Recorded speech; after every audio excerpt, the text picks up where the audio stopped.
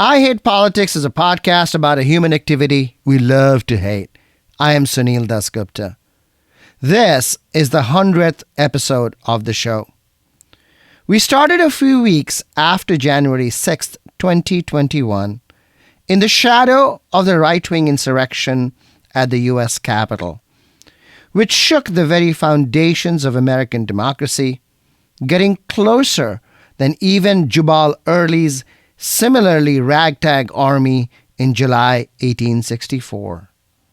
Like Jubal Early on his horse, on Maryland's high ground looking down at the U.S. Capitol, the former Maryland gubernatorial candidate Dan Cox stood in Frederick, Maryland, 53 miles north, and saw an opportunity to force a political outcome he wanted over the wishes of the American people. For decades, Frederick County has attracted people who believed freedom lay in wide vistas and a minimum of neighbors. But inexorable commercial capitalism of rising home prices in the region has brought inevitable demographic change.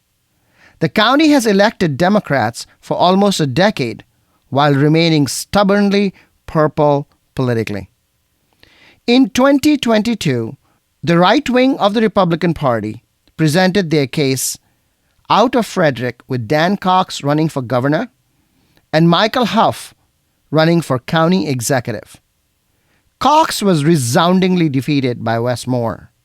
Huff, however, was narrowly defeated by Jessica Fitzwater to be county executive. And she is my guest this week with lessons for what it means for Democrats in purple lands. Note that redistricting has diluted Democratic power in the local state delegation, which is now combined together with the even more conservative Washington and Carroll counties. It's true. You must be fooling me. I ain't a fooling you. Come on, baby, take good advice. There ain't no bargains, you pay the price. You must be leaving me. I ain't leaving you. I saw my suitcase. I Hate Politics is a podcast about our neighborhoods, workplaces, schools, and streets, and our local governments as they function in diverse and democratic societies.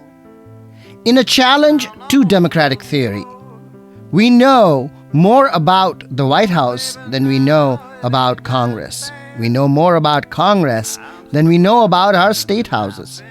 And we know more about our state houses than we know about our counties and cities. This gap in knowledge is dangerous to democracy. And with I Hate Politics, I have tried, in a small way, to fill this gap.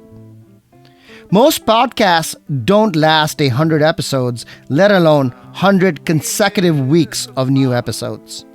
We did it. If you are a part of the I Hate Politics community, thank you for tuning in. I hope the podcast has been informative, insightful, and rewarding. If you have not subscribed yet, please do so. If you have subscribed, please share out the show on your neighborhood, personal, and professional listservs, as well as social media. I always love to hear from listeners, and you can email the pod at ihppod@gmail.com. If you send us a voice letter recorded on your phone, that's even better, and we will consider airing it. Above all, I wish you a better year ahead, with joy, peace, and strength. Music for this episode comes from Takoma Park native Richard Mark Stout, who goes by the stage name Reggie Right-Eye. Here he leads a band called Missing Pieces. You can find Reggie Right-Eye and the Missing Pieces regularly at the Hell's Bottom VFW post in Takoma Park. It's got to smell just a little bit. You must be leaving.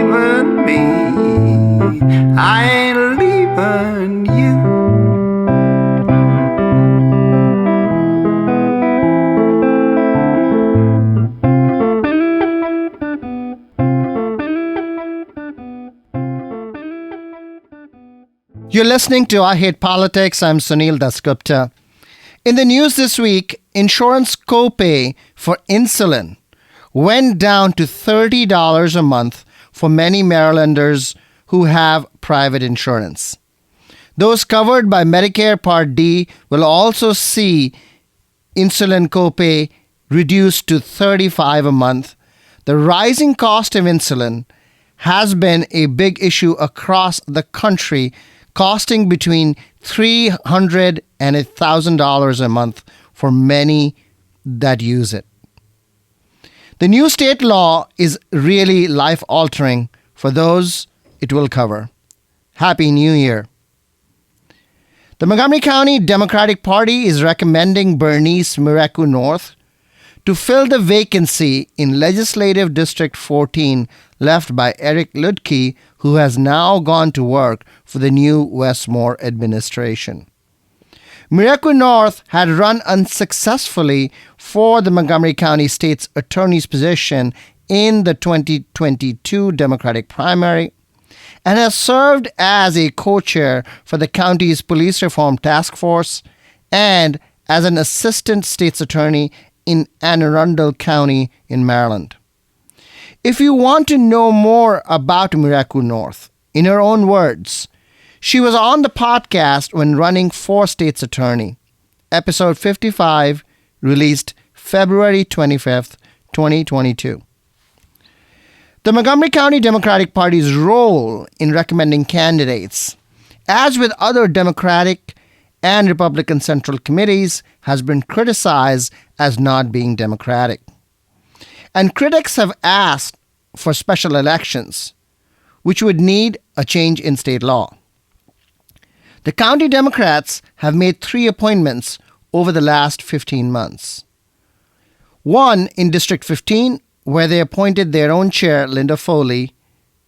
A second one in District 18, where they appointed disability activist Aaron Kaufman.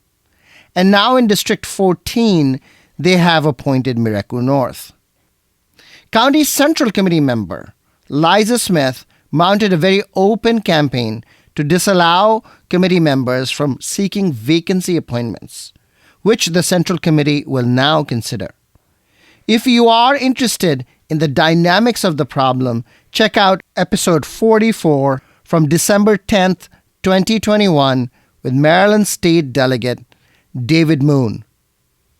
I don't know if you're seeing this, but there seems to be a shift in what constitutes local politics and in particular suburban local politics. Not forever, but for decades now, the troika of local politics has been education, public safety, and transportation.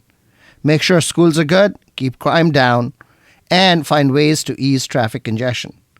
Few talked about housing because housing policy, largely the development of new subdivisions, was taken for granted. There was consensus that the American family wanted a single-family home with a yard and a picket fence, no matter how far it was from work. The intellectual heft of urbanism had not translated into public policy. Now, after several years in the making, housing policy is seen as education policy, as public safety, as transportation policy. And while we do talk about all these issues separately, we tend to talk more often about them as interrelated and undergirded by housing.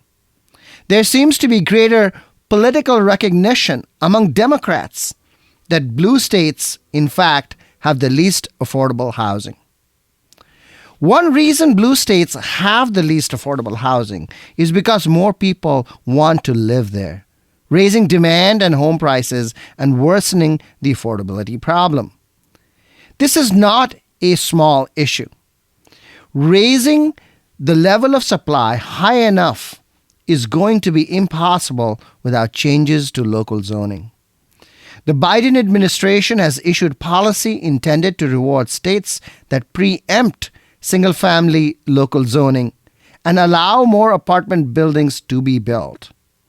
One well-accepted compromise is to allow redevelopment of transit corridors.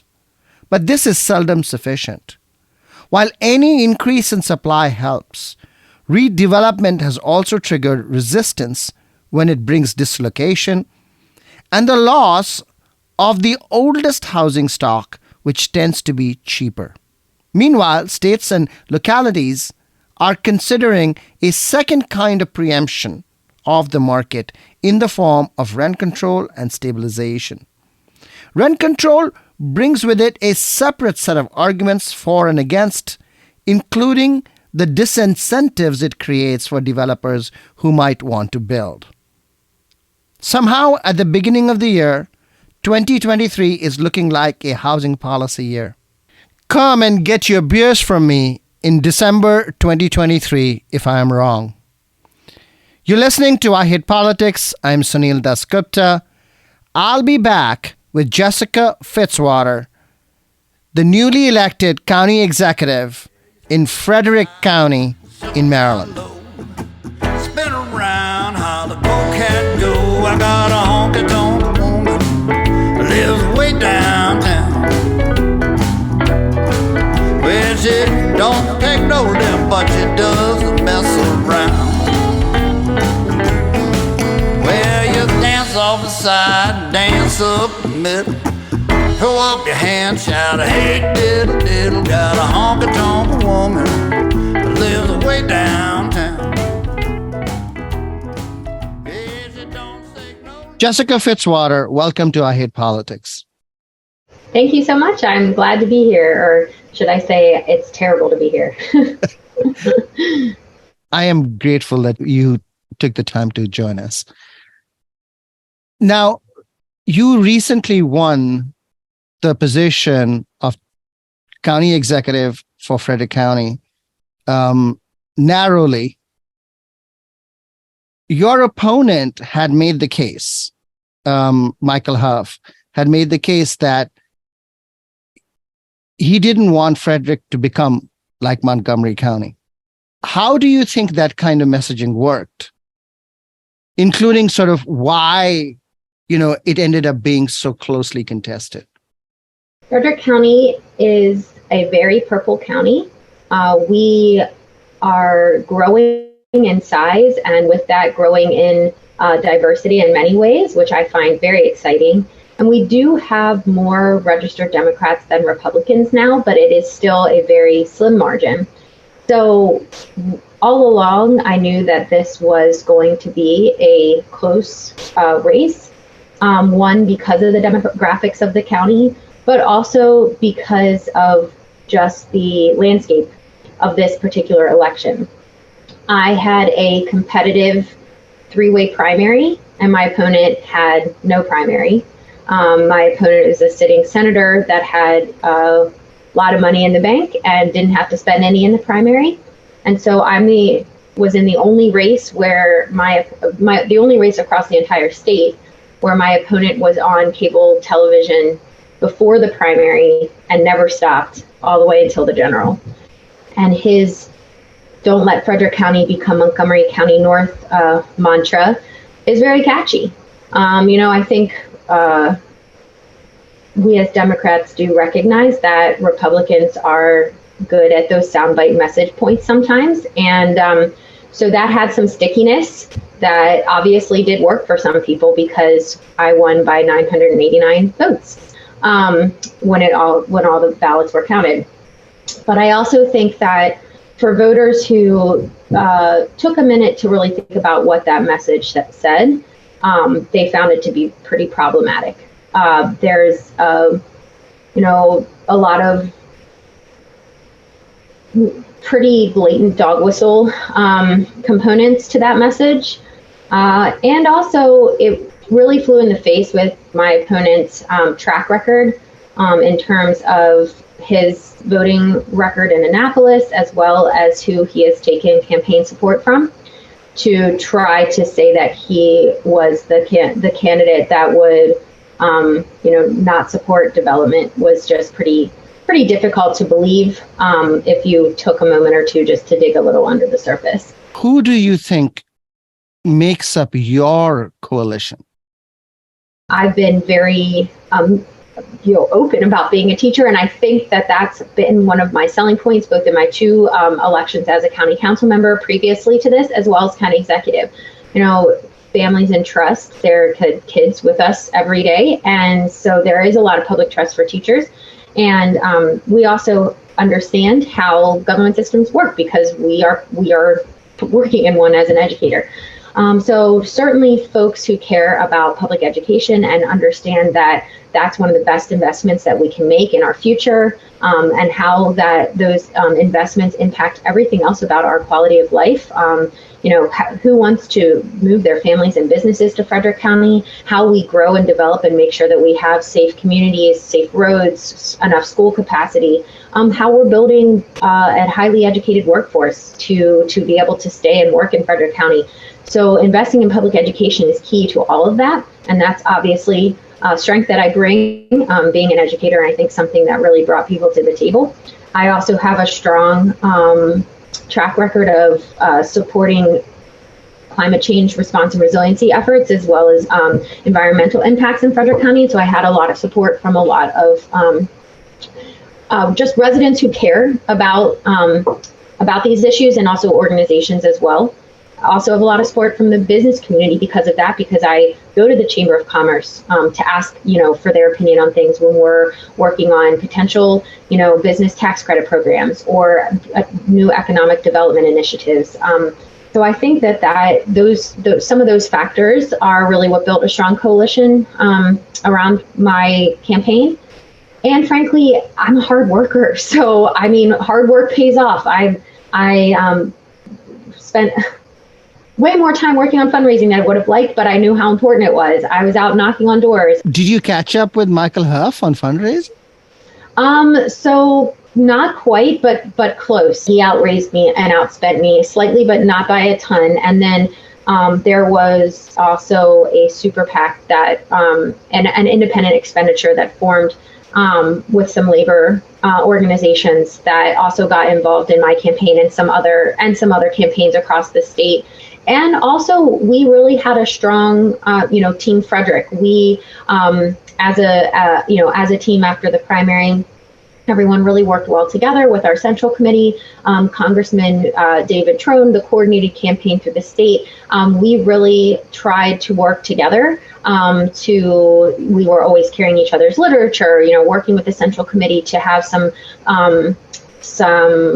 messaging that we could all share. And it was really a really big part of us working together. It was easy for me to say that I supported the top of the ticket in Westmore and Aruna Miller, whereas my opponent would just skirt the question anytime he was asked about the top of the ticket on the other side. Congressman Trone was, really essential, of course, that we reelected him, and his district changed significantly to include all of Frederick County, which it previously had not. So having the coordination with his campaign and staff was a really big part of all of our efforts as well, and hugely helpful to everybody running up and down the ticket here in Frederick County. In Frederick history, it's been significantly more red than blue, but there is a demographic change that is coming. And so I want to see if you have thought back a little bit on the history of this. Frederick had the Alex Mooney, Blaine Young machine, which, really pushed in the other direction. To me, as an outsider to Frederick, sometimes Frederick seems to be the intellectual hub of Maryland conservatism. Now, the numbers are elsewhere. I understand it's, the Eastern Shore or Western Maryland or, but the intellectual hub, the talk radio is there. Dan Cox put together buses to go to the January 6th insurrection. And you have a Michael Huff who is pushing for a kind of politics that is scorch and burn largely. I find that there is some tension here between the kind of politics that sometimes is practiced in Frederick and the demographic change that is forcing Frederick in obviously a different direction. How do you see that? We certainly have a history of being a redder county. being much more conservative at times. But I think that the growing in size, the demographic changes, and changing to the charter form of government, which is still very new for us. 2014 was our first, we approved the charter in 2012, and then 2014 was our first time with a county executive, with Jan Gardner winning, and the county council that I served on for 8 years. And so we're still kind of an infant in the charter government. And I think why do you think charter government enabled the Democrats to do better in Frederick? I don't know that charter government was the enabling factor, but one thing that changed is the districts. So we had an at-large board of county commissioners of 5 previously. And so you could live anywhere in the county, everyone voted for all 5. So now we have district-based representation. So obviously that means, or the goal is that it should be more representative geographically, the way people think, the needs of the different areas of the county. We're the landmass wise the largest county in the state of Maryland, and so there are very differing parts of the county in terms of landscape, in terms of where the jobs are, and in terms of the generations of folks who've lived here for generations and generations, or folks that are newer to the area. And so with charter allowed us, I think, to become more representative. And that shift was also happening as the county is getting bigger. So I just think all of those factors are kind of play together. But in terms of the part of your first question, which is I forget exactly how you stated it, but the kind of intellectual hub of some of the republicanism or conservatism, we have seen some of those big names coming out of Frederick County. I mean, both the Republican candidates in the primary for governor were from Frederick County. But that's why this election was so important, and why I worked very hard on my team to talk to people across the state of Maryland about why they should care about this race, even if they don't live in Frederick County, because the message that was sent by electing me and not Michael Huff is that we are done with that kind of politics here in Frederick County.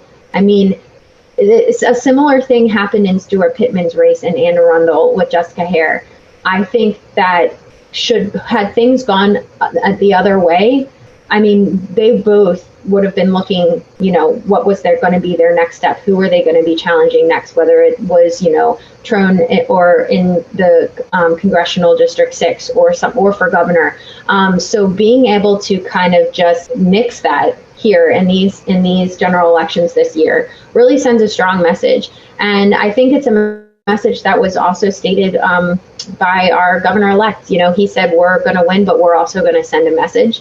And while his margin was much larger than mine, it still is a message that this is a new path forward for Frederick County. Now we have 5 Democrats on the county council, so each term we've gained a seat. We have a good mix of incumbents and newcomers on the county council. Did you do any demographic analysis? We were purposeful about that, recognizing that Frederick County is growing so quickly, and certain parts of the county, especially within the city of Frederick and in Urbana, really are just growing so fast, and making sure that we're talking to folks who've lived here for many generations, and also folks who are new to Frederick County. But because I already did have a lot of those relationships, and I've worked on legislation, like one of my very first bills as a council member was repealing the official English ordinance that the prior board has passed. That was just really had no teeth, but just was sending a very unwelcoming message and really gave Frederick County a bad reputation. It was impacting our business community and recruiting employees globally, and was just making a lot of folks in our community not feel welcome, not feel safe, frankly. I worked on legislation to establish an immigrant affairs commission, as we have a very quickly growing immigrant population that is also very diverse within it in terms of country of origin, how long they've been either in Frederick County or in the United States. And so all of that was done in collaboration with immigrants, with immigrant business owners, with immigrants in the faith-based community to say what can we be doing better. So having that track record of really wanting to do the work and then utilizing those relationships throughout the campaign to make sure that I was checking in with people, I think that was very important. And also just not backing away from talking about the tough things. Like, I'm sure you know that our current sheriff was reelected. This is his 5th term. We do not see eye to eye on a lot of things. And I have always been outspoken to speak against programs or initiatives or practices that I don't think make our community safer. And I think that as leaders, when we see things happening in our community that are not working for everyone, then it's our job to look for solutions and to call that out. And so that's another part of the campaign that, and for Democrats in general, that we need to be able to talk about the tough stuff too. Right. So that's very interesting, because it seems like Frederick residents split the ticket between you and the sheriff. Right. And it's kind of a remarkable split because, you're on very different political positions.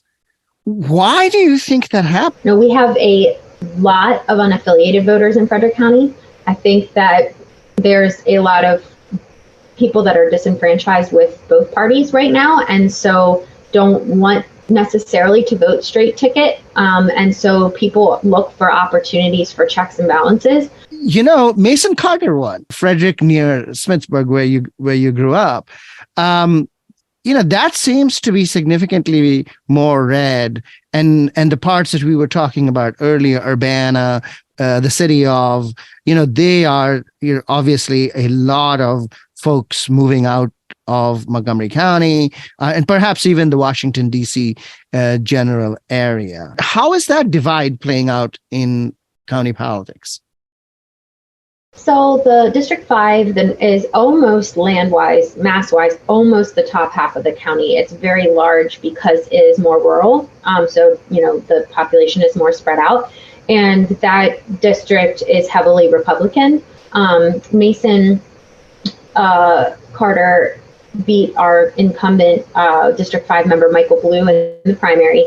And because that district leans so Republican, and we did have a good Democratic candidate, Juliana Lufkin, who is running, but it's a very difficult district for a Democrat to win just because of the numbers. But I've already had a chance to meet Mr. Carter a few times. And also I'm doing something new this year with the county's budget process, which is that I'm holding a budget listening session in every council district with the council members that represents that district. Because I just really value public engagement and want to provide more opportunities for that. But I also think it's important for the council members who are in those districts and myself to hear the same, be there, be present, hear the same priorities from the residents.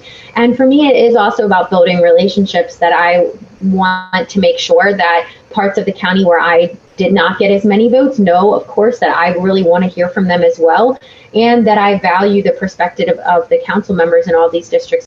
Has Mason Carter agreed to appear with you in a budget forum like that? Yeah. I reached out to all of the council members to ask them where they would want to hold it in their districts and to make sure that the dates worked for them. Alex Mooney left Frederick for West Virginia. Do you find that a common sort of more general movement? So as more people are moving up north from the South, from Montgomery, from Washington, D.C., maybe, right? Are some folks, from maybe District 5 who are more extreme on the right, are they moving out and going to West Virginia? In the case of Alex Mooney, it was to hold on to some kind of power, and he saw the writing on the wall that he wasn't going to be reelected if he stayed here in Maryland. So that's why I think he moved. But in terms of just residents here in Frederick County, we're facing some similar issues in jurisdictions across the country, which is challenges with affordable housing. It's one of my big, priorities to continue to find solutions to that here in Frederick County. So when we see folks moving to Washington County, to West Virginia, to Pennsylvania, I believe that I assume that it is less for political reasons than for looking for housing that is more affordable, things like that. Let's talk about housing affordability, because that's a big thing. What is the nature of the housing affordability problem do you believe Frederick has? Well, it's big and it's multifaceted. We don't have enough housing, both in for sale and in rentals. We, as I mentioned already, we're one of the fastest growing counties, and like jurisdictions across the country, there is just a shortage of units. But at the same time, folks see a lot of building happening that has, been in the pipeline, that was approved many years ago. Right now, mostly within the city of Frederick and our municipalities, a little bit in the counties that is happening as well. And so it feels like, if you're already here, that all this building is happening and we don't need any more. But at the same time, we have folks, many folks working here that cannot afford to live here. Something that I have always paid close attention to is the United Way's ALICE report. Are you familiar with the ALICE report? No, I'm not. Oh, well, this is a good opportunity then. ALICE stands for Asset Limited, Income Constrained, but Employed. It's basically families who are above the poverty line, which we know is completely trash at this point, but who are not able to meet a survival budget where they live. It's through the partnership with several United Ways on the East Coast, and it is by county by county. So the data is actually the survival budget that is created is based on the cost of living factors in the county where you are. We have 37% of households in Frederick County unable to meet a survival budget. These are families, working families, from a single to a family of 4 or 5, having children, who, while working full time, can barely meet that survival budget. And for us, housing affordability and transportation are the two biggest barriers, with childcare being a close third, which is probably not a surprise, since those are challenges in a lot of areas.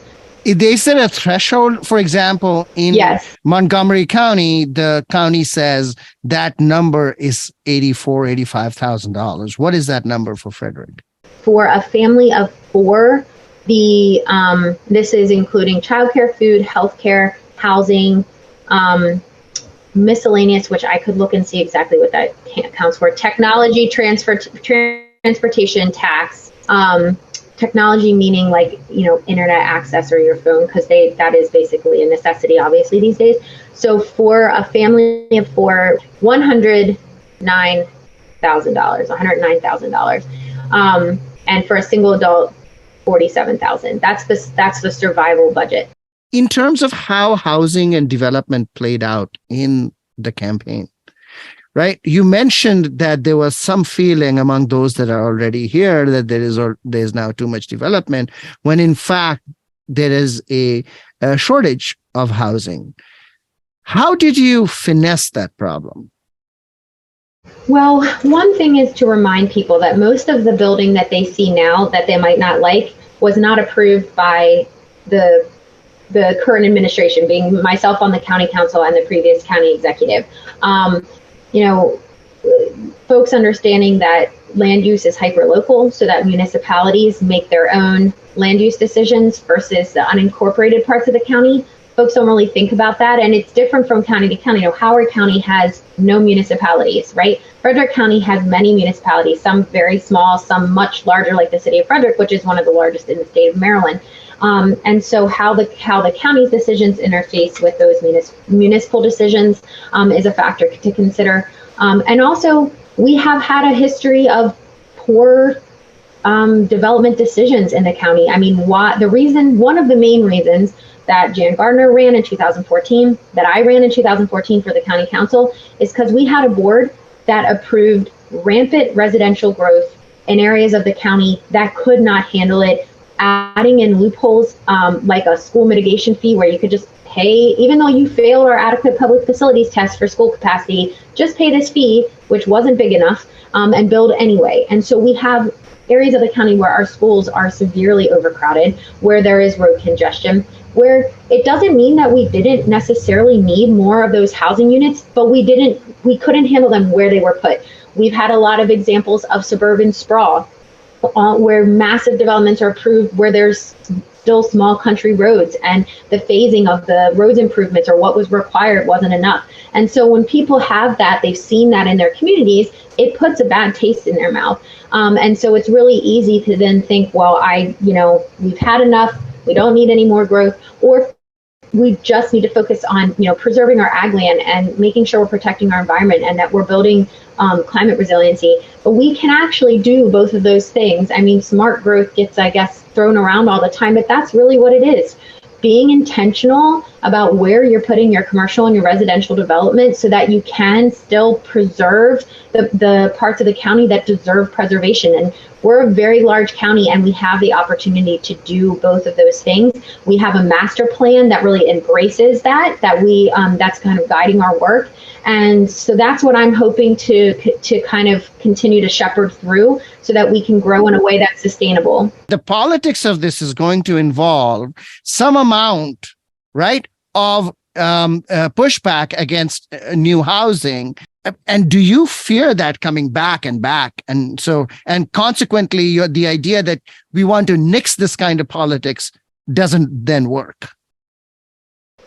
So I don't fear it coming back. I think that it's not gone either. So what we've seen though is progress in the right direction. Our Livable Frederick Master Plan was one of the first of its kind in the state. In fact, the state's community development plan process that they went through ended up mirroring some of the things that we did here in Frederick County. So if we follow that plan and continue working with the community along the way, if we continue to talk about these issues as both and not you either care about the environment or you want rampant, development everywhere, and if we model that as county government and we have successes to show for it, then we'll continue to be able to push that narrative forward, rather than the pendulum swing that we've seen in the past, certainly in Frederick County, of you're either totally pro-growth or you're no growth, which is just not reality, right?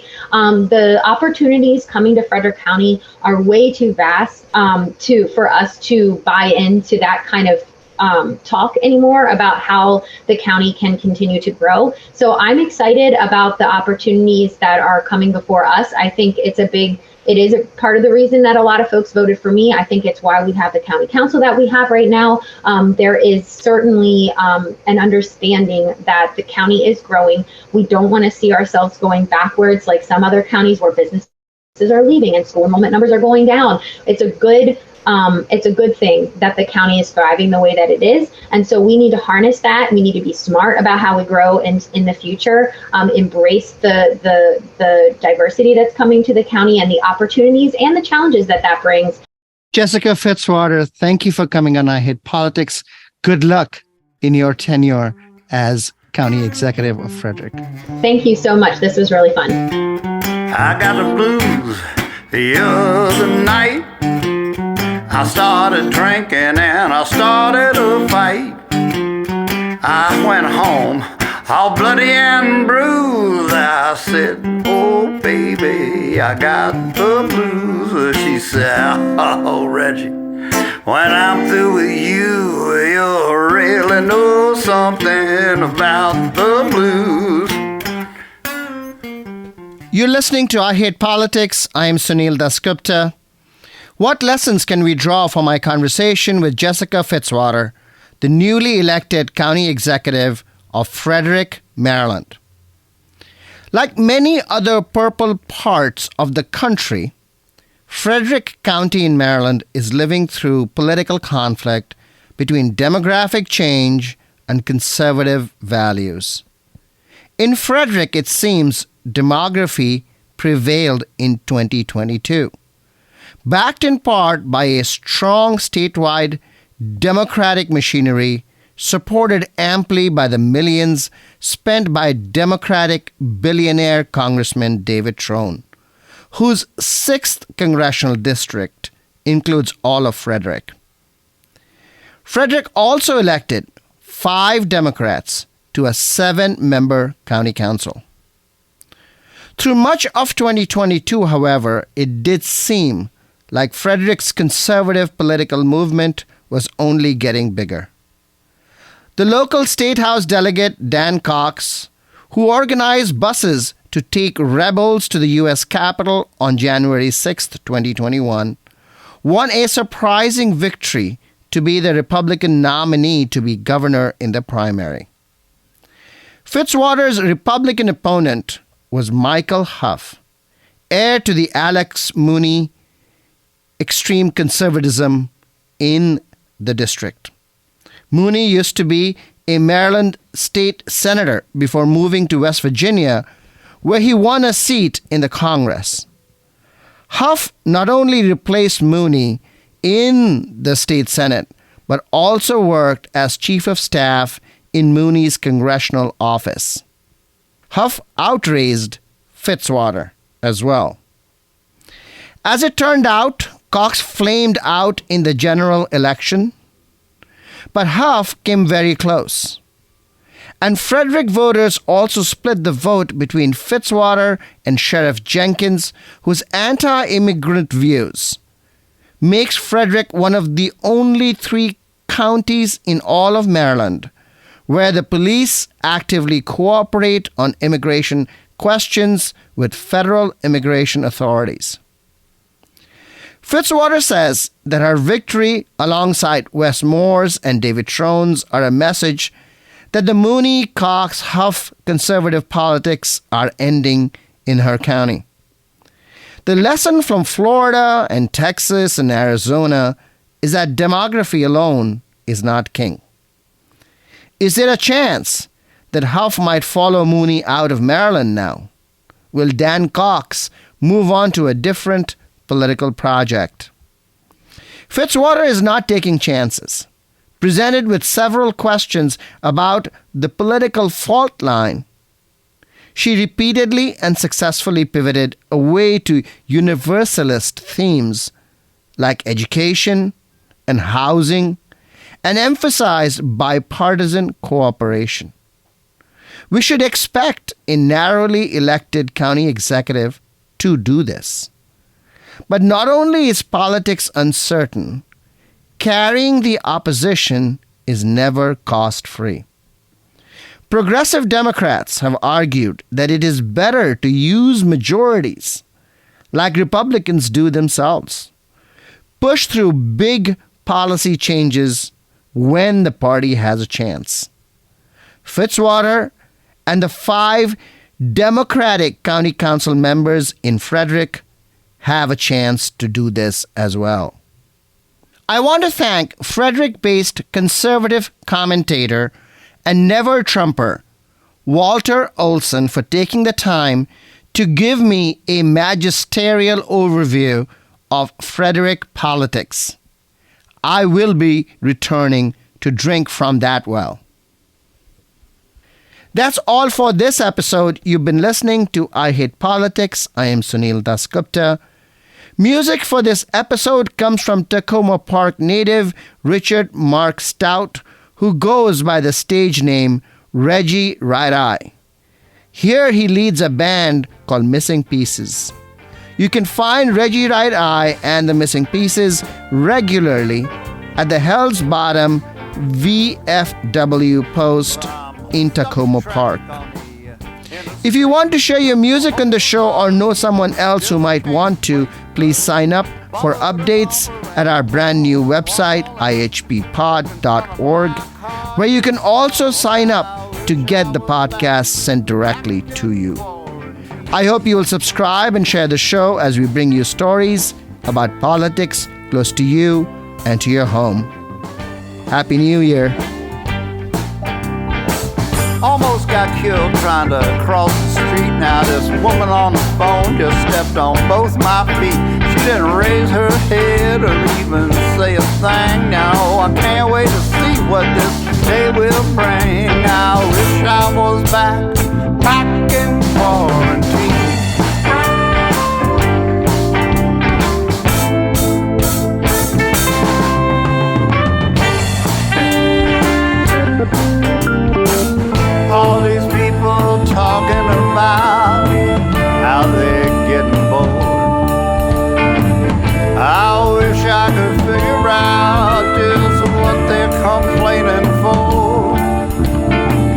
I'd love to have more time to sit and ruminate.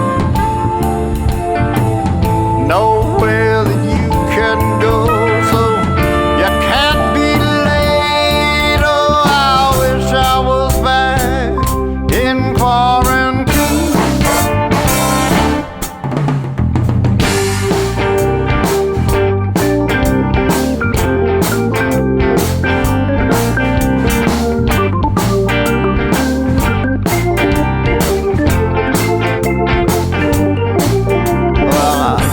Cold lunch, a day-old fries, and coffee stains all over my tie. The guy sits next to me is a sexist jerk, and he never ever does one lick of work.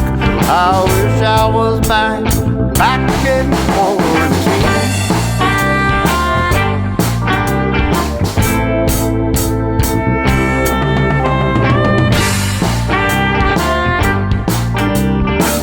All these people crying about how they're getting bored. I wish I could figure out just what they're crying for. I'd love to have more time to sit and read. A run of water and a can of beans is all I need. I was back in quarantine.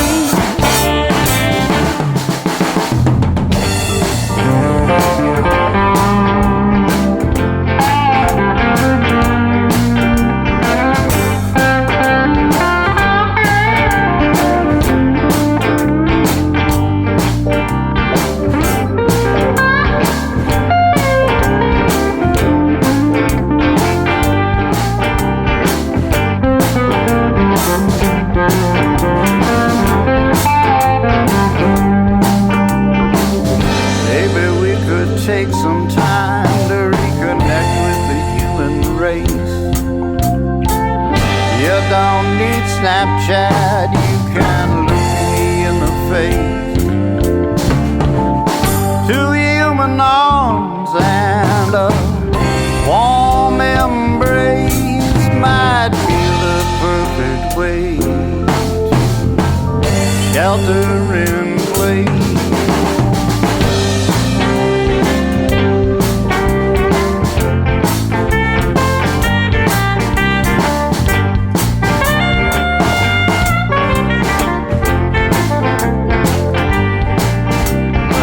Stuck in traffic on the interstate, you know, a whole lot